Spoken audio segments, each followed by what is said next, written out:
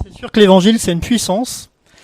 Et aujourd'hui, plus que jamais, on a besoin que l'évangile et le nom de Jésus-Christ résonnent à nouveau dans les rues, dans les vies, dans l'église, et partout où c'est nécessaire. Parce que la réponse face à toute cette mort qui déferle, bien c'est la vie qui est en Jésus.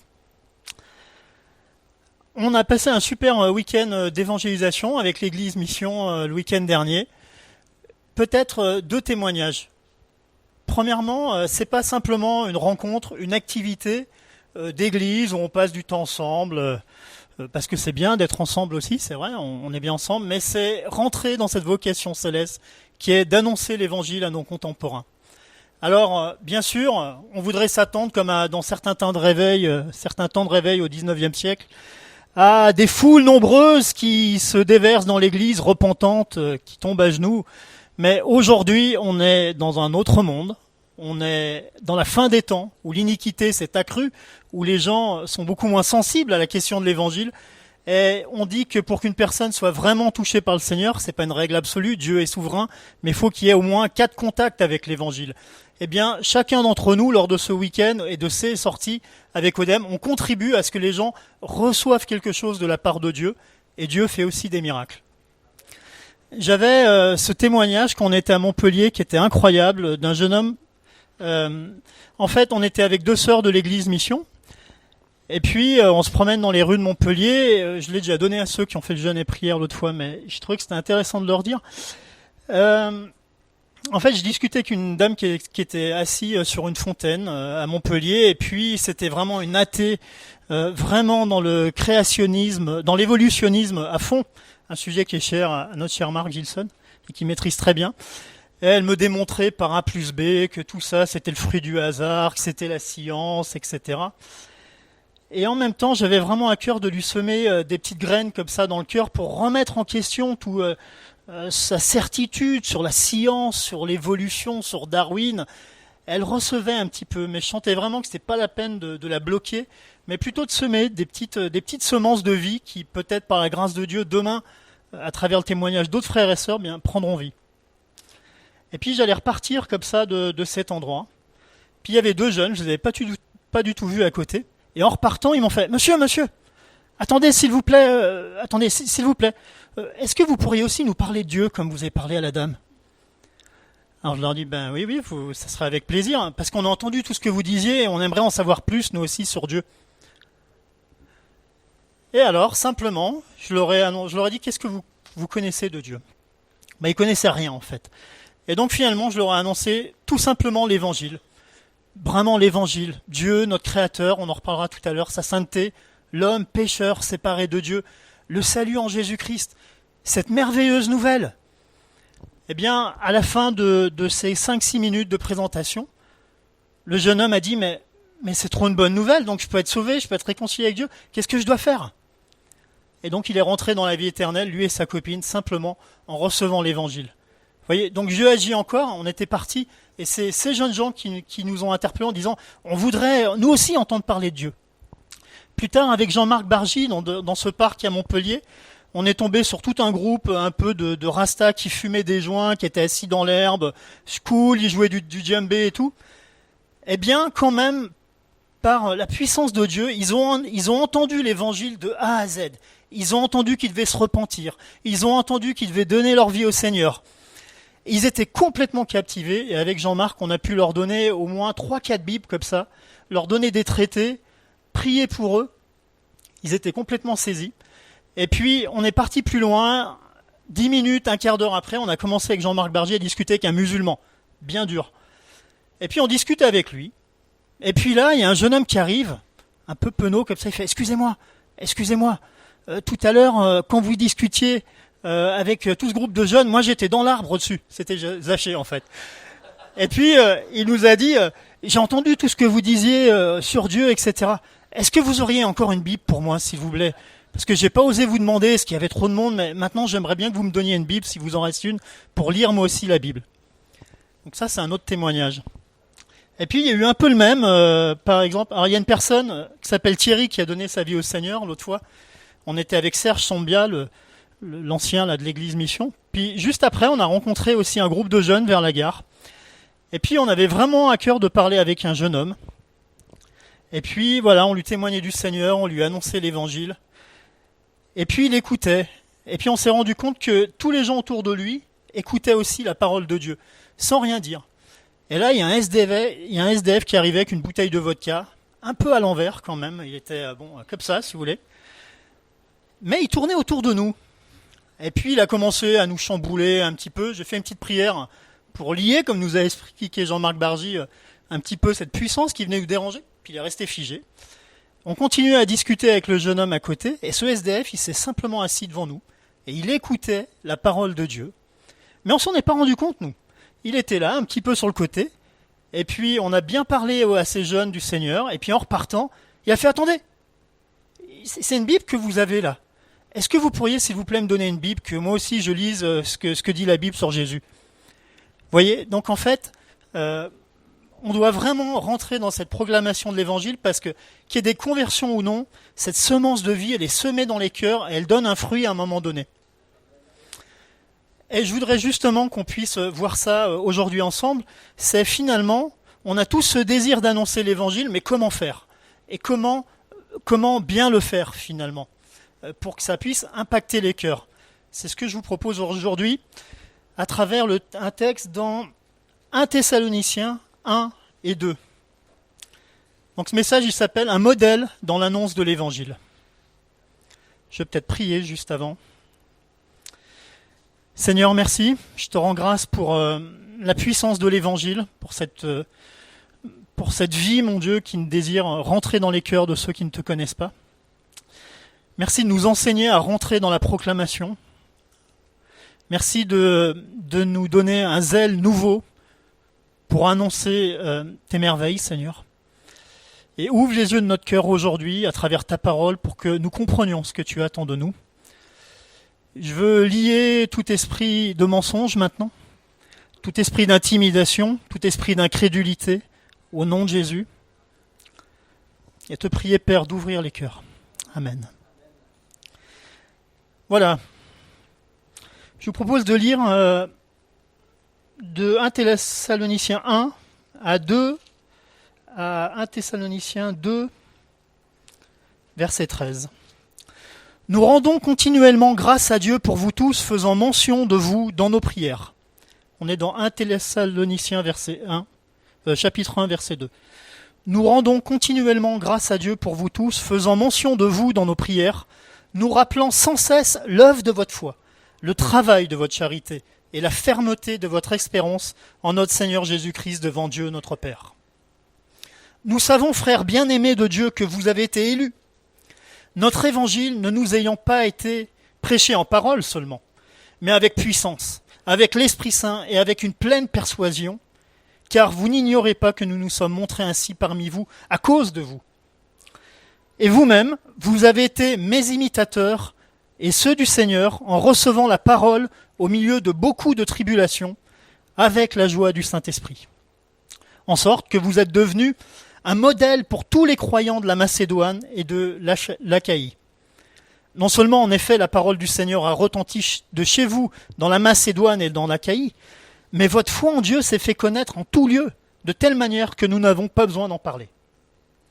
Car on raconte à notre sujet quel accès nous avons eu auprès de vous et comment vous vous êtes convertis à Dieu, en abandonnant les idoles pour servir le Dieu vivant et vrai, et pour attendre des cieux son Fils qu'il a ressuscité des morts, Jésus, qui nous a délivrés de la colère à venir. Chapitre 2, verset 1.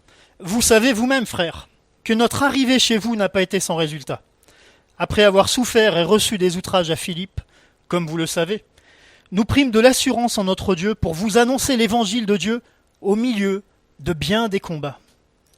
Car notre prédication ne repose ni sur l'erreur, ni sur des motifs impurs, ni sur la fraude, mais selon que Dieu nous a jugés dignes de nous confier l'évangile, ainsi nous parlons, non comme pour plaire à des hommes, mais pour plaire à Dieu, qui sonde nos cœurs.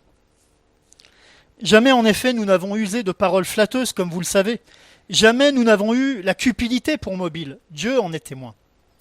Nous n'avons point cherché la gloire qui vient des hommes, ni de vous, ni des autres. Nous aurions pu nous produire avec autorité, comme apôtres de Christ, mais nous avons été pleins de douceur au milieu de vous. De même qu'une nourrice prend soin de ses enfants, nous aurions voulu, dans notre vive affection pour vous, non seulement vous donner l'évangile de Dieu, mais encore nos propres vies, tant vous nous étiez devenus chers. Vous vous rappelez, frères, notre travail et notre peine, nuit et jour à l'œuvre, pour n'être à la charge à aucun de vous. Nous avons prêché l'évangile de Dieu. Vous êtes témoins, et Dieu l'est aussi, que nous avons eu envers vous qui croyez une conduite sainte, juste et irréprochable. Vous savez aussi que nous avons été pour chacun de vous ce qu'un père est pour ses enfants, vous exhortant, vous consolant, vous conjurant de marcher d'une manière digne de Dieu, qui vous appelle à son royaume et à sa gloire. C'est pourquoi nous rendons continuellement grâce à Dieu de ce que, en recevant la parole de Dieu, que nous vous avons fait entendre, vous l'avez reçue non comme la parole des hommes, mais ainsi qu'elle est véritablement, comme la parole de Dieu qui agit en vous, qui croyez. Jusqu'ici, la parole de Dieu. Donc en fait, dans 1 Thessaloniciens, chapitre 1 et 2, qu'est-ce qu'on voit ? On voit finalement, et notamment dans ce premier chapitre, tout le miracle et la puissance de transformation de l'évangile quand il est annoncé. En fait, dans Romains 10, 14, vous connaissez tous ce verset, c'était sur le flyer ce week-end, il est dit « Comment donc invoqueront-ils en celui en qui ils n'ont pas cru ? Et comment croiront-ils en celui dont ils n'ont pas entendu parler ? Et comment entendront-ils parler s'il n'y a personne qui prêche ?» Il faut savoir que dans la Bible, le mot évangélisation, il n'existe pas. Vous verrez nulle part le mot évangélisation, puisqu'en fait, on parle de proclamation, d'annonce de l'évangile, pas d'évangélisation. Il y a faire des disciples et l'annonce de la parole de Dieu. Donc, comment croiront-ils en celui dont ils n'ont pas entendu parler ? Eh bien là, on voit tout ce qui est révélé par l'évangile quand il est annoncé. En fait, ce qu'on voit, c'est que comment des gens qui étaient des païens, qui ne connaissaient pas Dieu et qui adoraient des idoles, au verset 9, eh bien, comment, sous l'effet de l'annonce de l'évangile, ils se sont convertis pour servir le Dieu vivant et vrai. Et en fait, ça les a transformés en chrétiens tellement fervents qu'ils étaient devenus un témoignage et un modèle pour tous les croyants à la gloire de Dieu dans toute la Macédoine et l'Achaïe. C'est ce que nous dit le verset 7, qui nous dit en sorte que vous êtes devenus un modèle pour tous les croyants de la Macédoine et de l'Achaïe. Moi, je trouve que c'est quand même impressionnant quand des païens comme ça, qui sont vraiment éloignés de Dieu, eh bien, se mettent à servir Dieu et à être carrément des témoins et un modèle pour tous les autres croyants. Plus loin, Paul y continue, il dit « Non seulement en effet la parole du Seigneur a retenti de chez vous dans la Macédoine et dans l'Achaïe, mais votre foi en Dieu s'est fait connaître en tout lieu de telle manière que nous n'avons pas besoin d'en parler. Voilà le résultat de véritables conversions créées dans le cœur de personnes qui ne connaissent pas Dieu. » Ça, c'est vraiment la puissance de l'Évangile, parce que déjà ces gens, ils étaient païens, ils ne connaissent pas Dieu, ils deviennent des chrétiens que Paul loue. Et en plus, la parole, en fait, elle a retenti de chez eux, dans toute la Macédoine et dans l'Achaïe. En fait, j'ai regardé sur la carte, c'est une région de 500 km. Ça veut dire que sur 500 km, c'est le témoignage de ses propres Thessaloniciens qui a permis à l'Évangile de se répandre. Et ça, c'est pas une nouveauté, parce qu'en fait, Dieu, il a toujours procédé comme ça. C'est-à-dire qu'il n'a pas choisi des pasteurs, des apôtres, des prophètes et d'autres hommes de Dieu spécifiquement pour que l'évangile se répande. Bien sûr, en partie, et ils avaient leur ministère, ils avaient la mission que Dieu leur avait donnée, mais l'évangile, lui, s'est propagé par, entre parenthèses, de simples chrétiens, parce qu'il n'y a pas de simples chrétiens, il n'y a que des enfants de Dieu habités par une puissance surnaturelle. Et c'est ce que dit David Platt dans son livre « Suis-moi », je vous cite ce passage. Il est écrit « Du temps des actes, l'évangile s'est surtout répandu parce que des gens ordinaires, rendus puissants par une présence extraordinaire, ont proclamé l'évangile partout où ils allaient.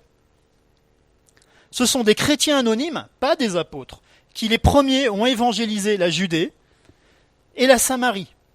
Ce sont des hommes dont nous ignorons les noms qui ont fondé l'église d'Antioche, point de départ de la mission auprès des non-juifs. Ce sont des disciples inconnus qui ont répandu l'évangile dans toute l'Asie. Des disciples ont été formés et des églises se sont multipliées là où les apôtres n'avaient jamais posé les pieds. Et ouais, on oublie quelque chose. Autre chose, c'est que l'église a commencé en acte 2, quand 3000 personnes se sont converties. On estime que le nombre de chrétiens en l'an 100 s'élevait à 25 000. En l'an 350, ils étaient plus de 30 millions. Donc les premiers chrétiens avaient compris qu'ils devaient témoigner de leur foi et faire des disciples pour que se répande l'évangile. Tout simplement. En fait, comment s'est répandu l'évangile aussi ? Faut comprendre que c'est quand même extraordinaire. C'est que, est-ce qu'il y avait des Bibles à l'époque ? Très peu. Certains docteurs, certains juifs enseignés connaissaient la Torah, ce qu'on appelle l'Ancien Testament, mais pour les autres, c'était un témoignage oral. C'était simplement un témoignage oral. Et sans doute beaucoup plus simple que le nôtre, puisqu'ils n'avaient pas toute la connaissance biblique et tout l'arrière-plan chrétien qu'on peut avoir. Alors, quelles sont les caractéristiques de cet évangile qui est prêché par Paul et quelles leçons, quel exemple pouvons-nous en tirer pour nous ?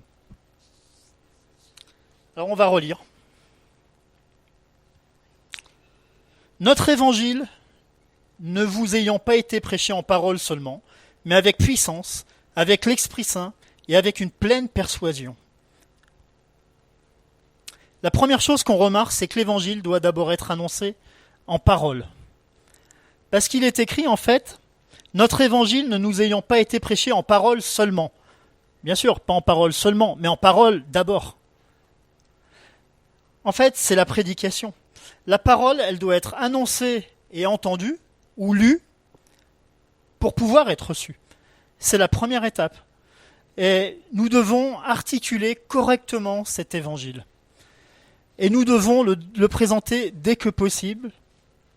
En fait, c'est vrai, on a tous tendance à vouloir parler de Dieu, mais je pense que plus que parler de Dieu, il faut apprendre à articuler l'évangile. Est-ce que quelqu'un ici pourrait me présenter l'évangile en 3 minutes ? En 3 minutes. Eh bien, il va falloir qu'on l'apprenne ensemble. Parce qu'à un moment donné, vous ne pouvez pas simplement parler de Dieu, il faut annoncer l'évangile tel qu'il doit être annoncé. On en a fait l'expérience avec Marc le week-end dernier. En fait, vous avez une petite technique mémotechnique qui nous a été appris par Philippe Monnery. Vous le connaissez, c'est les 4 signes. Est-ce que vous voyez ces bracelets avec les 4 signes ? Il y a 4 points en fait, dans l'annonce de l'évangile. Le premier point, il faut toujours commencer par Dieu. Dieu, notre Créateur. Dieu tout-puissant et omniscient. Dieu qui a fait de nous ses créatures, qui vit dans une sainteté, une gloire éternelle que personne ne peut atteindre. L'homme, séparé de Dieu par le péché, qui est rentré dans le monde et dans le cœur de l'homme, qui n'a plus de relation avec Dieu. L'homme qui est corrompu d'entendement. L'homme non régénéré qui va en enfer et qui sera jugé coupable. Troisième point, Jésus-Christ. Notre Sauveur, qui est venu sur terre, marcher comme un simple homme, qui a payé le prix pour tous les péchés des hommes, et uniquement par lui est le salut. La foi en Jésus-Christ comme Sauveur et Seigneur, ressuscité des morts au 3e jour. On doit inclure cela.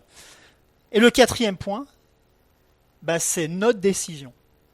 C'est la décision qu'on doit soumettre aux gens. On ne peut pas annoncer l'évangile sans y inclure, en fait, un appel à la conversion, un appel à recevoir l'évangile. Le 3e point, c'est est-ce que toi aussi tu décides de te repentir de tes péchés, de te détourner de ta vie actuelle et de suivre le Seigneur Jésus, de recevoir le Seigneur Jésus aujourd'hui. Donc l'évangile doit être annoncé distinctement, clairement, absolument clairement. Et il faut surtout y inclure une invitation à la décision. Vous ne pouvez pas annoncer l'évangile sans inviter la personne à prendre une décision. Si nous voyons si peu de conversions, c'est aussi que trop peu d'invitations à recevoir Jésus-Christ sont faites. L'Église aujourd'hui, on dit, mais il n'y a plus de conversion. Mais qui annonce l'évangile et qui propose aux gens de rentrer dans la vie ? Et c'est à nous de le faire. Ensuite, il est écrit Notre évangile, nous ne nous ayons pas été prêchés en parole seulement, mais avec puissance. Bien sûr, ici, et Romains 1,16 nous le rappelle, c'est la puissance de Dieu. Attention, il n'est pas parlé de la puissance du Saint-Esprit, car c'est cité juste après.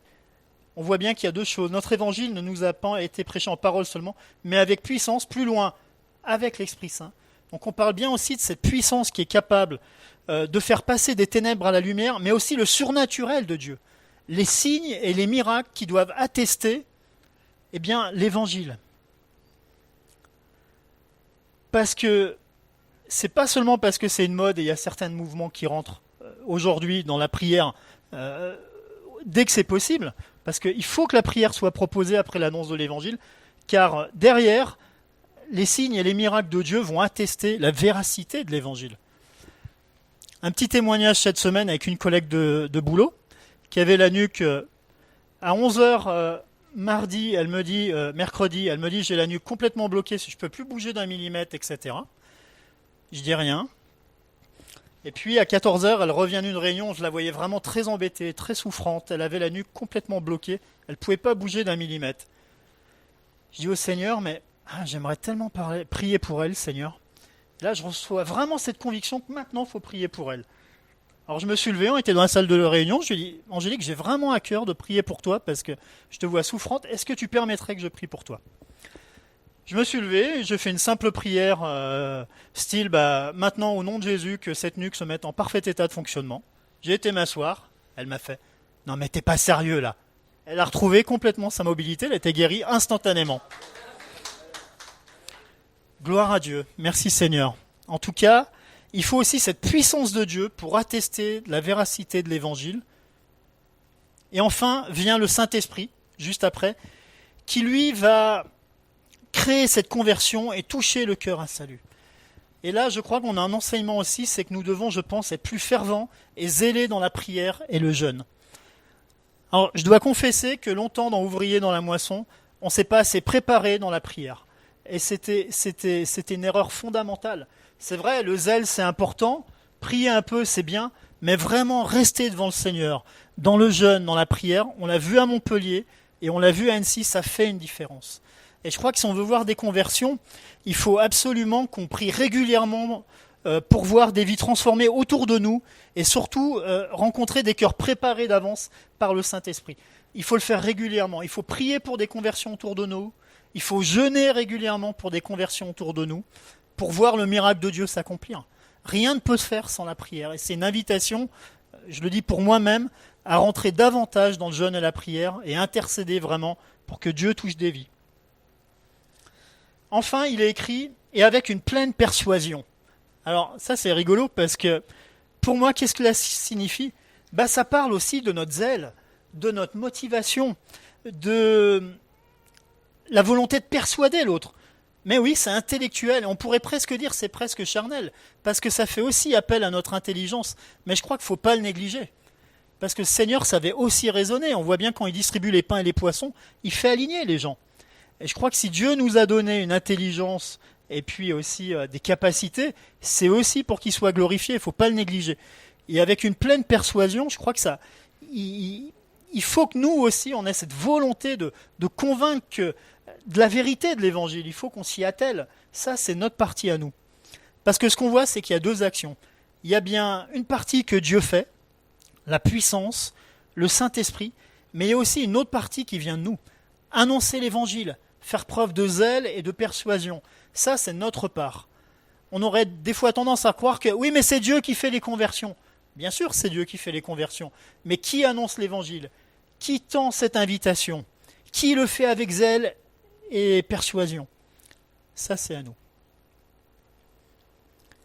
Ça, c'est un peu les caractéristiques de l'évangile. Je vais vous parler maintenant du contexte spirituel. Au chapitre 2 et au verset 2, il est écrit « Après avoir souffert et reçu des outrages à Philippe, comme vous le savez, nous prîmes de l'assurance en notre Dieu pour vous annoncer l'évangile de Dieu au milieu de bien des combats. » En fait,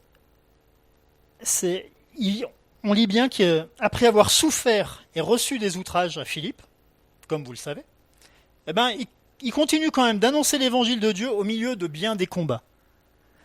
Moi, ce que j'entends là, c'est qu'en fait, on ne peut pas se permettre d'attendre des circonstances favorables pour annoncer le salut, car elles ne viendront peut-être jamais. En fait, Paul à Matthieu, il va lui dire prêche la parole dans Timothée 4.2, pardon. Paul va dire à Timothée, au chapitre 4, verset 2, prêche la parole, insiste en toute occasion, favorable ou non, reprend, censure, exhorte avec toute douceur et en instruisant. En fait, il y a toujours de l'opposition spirituelle. Un chrétien, ça a forcément de l'opposition spirituelle. Tout le temps. C'est un combat de chaque instant, un combat spirituel. L'ennemi fait une œuvre pour nous décourager, pour nous affaiblir, pour nous décourager vraiment. Je crois qu'on ne peut pas attendre des circonstances favorables pour annoncer le salut, parce qu'elles ne seront jamais favorables en réalité. Il y a toujours de l'opposition. Et Éphésiens 6.12 nous rappelle que nous n'avons pas à lutter contre la chair et le sang, mais contre les dominations, contre les autorités, contre les princes de ce monde de ténèbres, contre les esprits méchants dans les lieux célestes. En fait, c'est aussi valable pour notre vie de piété. Quand il s'agit de prier, quand il s'agit de lire la parole, qui n'a pas des oppositions? On est toujours fatigué, c'est jamais le moment. On revient du travail, on n'a pas le temps. On est trop fatigué, on ne veut pas le faire. Il y a les enfants qui pleurent. J'ai plein de soucis dans la tête, je suis malade, je ne peux pas prier, je ne peux pas lire la parole. Mais tout ça, c'est une œuvre que l'ennemi fait contre nous. En fait, c'est simplement spirituel. Quand vous êtes en train de bâiller et vous êtes fatigué et vous dites « Non, je ne prierai pas ce soir, je prierai demain », mais il y a un combat. C'est simplement que l'ennemi ne veut pas que vous rentriez dans la prière, parce qu'il sait qu'il y a une puissance. Et il ne veut pas non plus que vous receviez la vérité de l'Écriture. Là aussi, il y a une puissance. Donc tout ça, c'est des combats spirituels qu'on doit mener, même si on est fatigué. Parce que vous l'aurez remarqué aussi, quand on commence à prier, c'est toujours difficile. Et au bout de 15-20 minutes, il se passe quelque chose. On s'élève un petit peu, et ça commence à aller mieux, nos pensées sont éclaircies. Et je crois qu'on doit être conscient de cette opposition spirituelle, qui était le quotidien même d'apôtres comme Paul, qui avait vraiment une onction extraordinaire sur lui. Mais on voit aussi dans tout le Nouveau Testament qu'il jeûnait régulièrement, qu'il priait régulièrement. Donc on doit vraiment prendre courage et croire aussi que prendre de l'assurance, nous dit Paul, en notre Dieu. Et on doit être vigilant vraiment surtout en tout temps et surtout à nos pensées parce que l'ennemi nous attaque dans nos pensées tout le temps. Quand il y a de la confusion, quand il y a du découragement, quand il y a de la lassitude, quand il y a des pensées qui vous accusent, bien soyez-en sûrs, l'ennemi est en train de faire une œuvre dans vos pensées. Parce qu'il ne peut pas nous toucher directement, par contre, il attaque nos pensées. Toutefois, avec Dieu, on est vraiment vainqueur, et Ésaïe 41.10 nous dit « Ne crains rien, car je suis avec toi. Ne promène pas des regards inquiets, car je suis ton Dieu. Je te fortifie, je viens à ton secours, je te soutiens de ma droite triomphante. »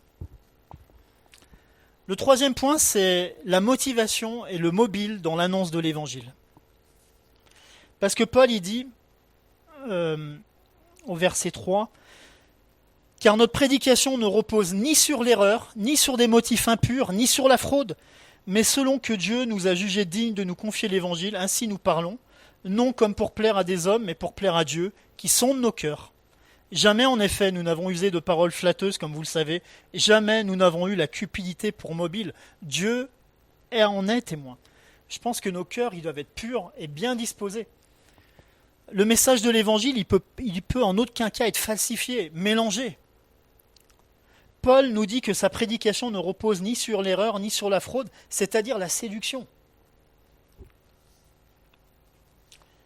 Le mensonge, pour induire en erreur volontairement, par exemple, pour faire adhérer.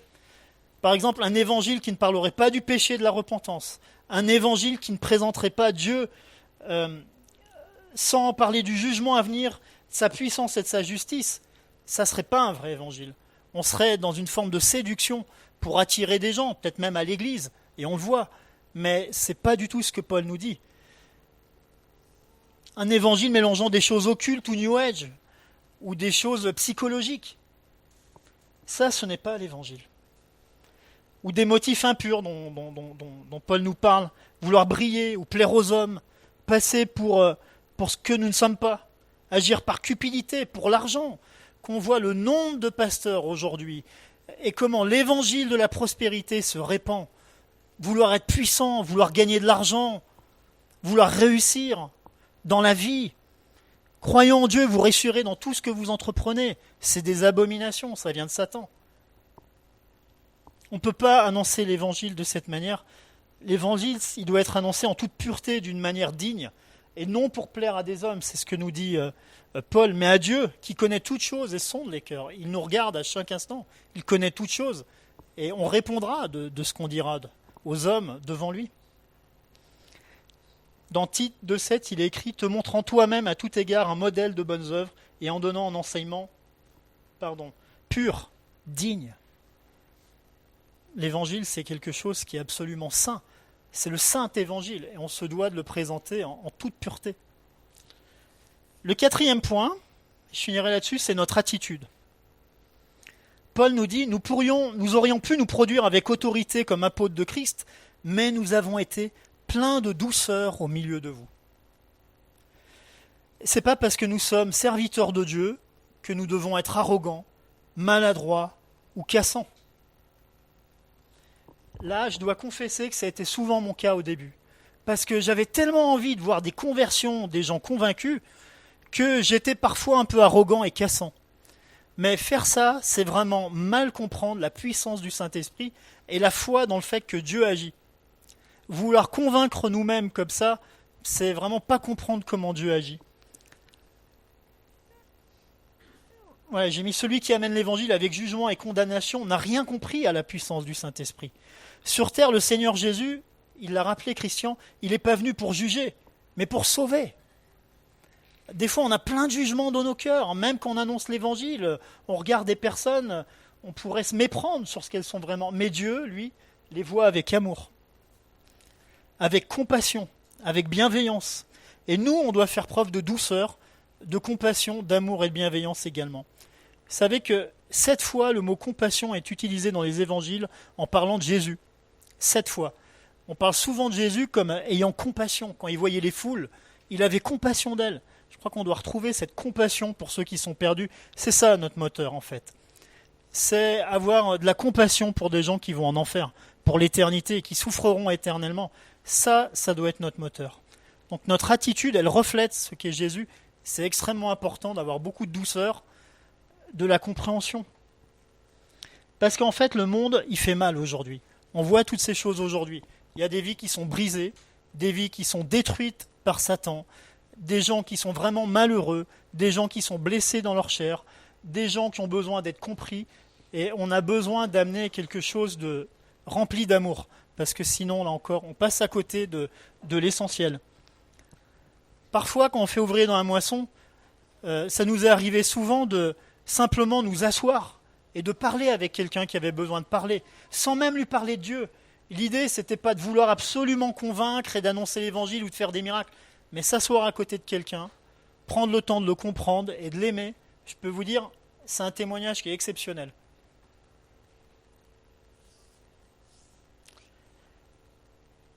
Voilà, Paul continue, nous aurions voulu dans notre vivre affection pour vous. C'est vrai qu'on se rend compte qu'il y avait cet amour désintéressé de Paul, au point que, il voulait travailler lui-même. Vous vous rappelez, frères, notre travail et notre peine, nuit et jour à l'œuvre, pour être à la charge à aucun de vous. Nous vous avons prêché l'évangile de Dieu. En fait, ils voulaient tellement pas que l'évangile soit corrompu qu'ils voulaient travailler eux-mêmes. Et c'est vrai que des serviteurs de Dieu qui travaillent et qui en même temps sont dans le ministère, c'est vraiment honorable et respectueux parce que voilà, c'est digne. Ils attendent pas un gain sordide. Ils le font par amour pour le Seigneur. D'ailleurs, 2 Corinthiens 11,9 nous le rappelle. Et lorsque j'étais chez vous et que je me suis trouvé dans le besoin, je n'étais à la charge de personne, car les frères venus de Macédoine ont pourvu à ce qui me manquait. En toute chose, je me suis gardé de vous être à charge et je m'en garderai. Et Matthieu nous rappelle, vous avez reçu gratuitement, donnez gratuitement. Je vais finir. Vous êtes témoins, et Dieu l'est aussi, que nous avons eu envers vous qui croyez une conduite sainte, juste et irréprochable.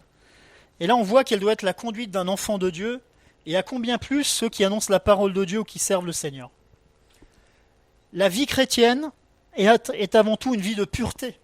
de sainteté et de recherche de sanctification permanente et continue, c'est-à-dire se repentir dès que possible.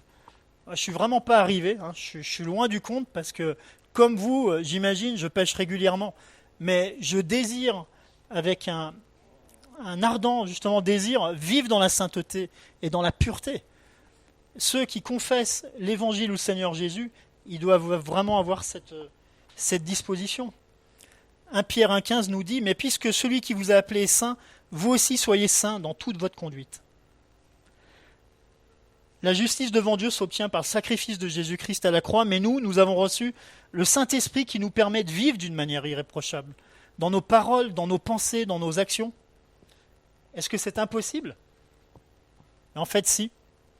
Car nous marchons en nouveauté de vie. Notre vieil homme, il a été crucifié à la croix. Et aujourd'hui, on a la puissance de résister face au péché. Et Romains 6,2 nous le dit, « Loin de là, nous qui sommes morts au péché, comment vivrions-nous encore dans le péché ?» La recherche de la sainteté doit être un objectif, ou plutôt un désir brûlant, dans notre marche en Christ. Et enfin, vous savez, l'apôtre Paul nous dit également, vous savez aussi que nous avons été pour chacun de vous ce qu'un père est pour ses enfants, vous exhortant, vous consolant, vous conjurant de marcher d'une manière digne de Dieu, qui nous appelle à son royaume et à sa gloire. Comme un père pour ses enfants, vous exhortant, vous consolant, vous conjurant de marcher d'une manière digne de Dieu, je pense qu'on doit aussi avoir cette capacité à consoler, à encourager, à réconforter ceux qu'on rencontre et à qui nous témoignons du Seigneur.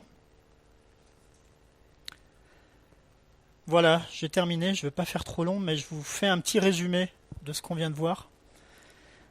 Premièrement, on voit le résultat de l'évangile qui est prêché par Paul et de la puissance de l'évangile, c'est que non seulement ça transforme des païens en enfants de Dieu capables de servir Dieu, et en même temps avec un témoignage qui se répand à 500 km aux alentours, et qui fait que des nouveaux enfants de Dieu et de nouveaux disciples sont formés. Deuxièmement, que l'évangile doit être annoncé, prêché. On doit annoncer l'évangile et y inclure une invitation à recevoir le salut et le Seigneur Jésus-Christ. Le troisième point, c'est le contexte spirituel. Il y a toujours de l'opposition, mais je vous encourage à tenir ferme. Et même quand vous êtes fatigué, même quand vous êtes découragé, à rester devant le Seigneur dans la prière, à rester dans le jeûne et la prière et dans l'étude de la parole. Enfin, notre motivation doit être pure. L'annonce de l'Évangile, elle doit être guidée par un motif pur. Parce qu'on est devant Dieu et il s'agit du Saint-Évangile. Et enfin, notre attitude. On doit avoir une attitude de douceur, une attitude de compréhension. On doit se mettre à la place des gens qu'on rencontre et à qui on parle de Dieu. Et on doit les encourager, on doit les soutenir, on doit les consoler de la part de Dieu. Voilà, j'ai terminé. Je vous propose de finir par la prière. Seigneur, merci pour la puissance de l'Évangile, mon Dieu, pour ton amour pour les perdus. Nous voulons te demander, Seigneur, de nous équiper davantage, Seigneur, de nous oindre encore pour annoncer l'Évangile à ceux qui ne te connaissent pas. Nous voulons rentrer dans cette mission, dans ce sacerdoce, et être tes témoins. Équipe-nous, Seigneur, fortifie-nous, au nom de Jésus. Amen.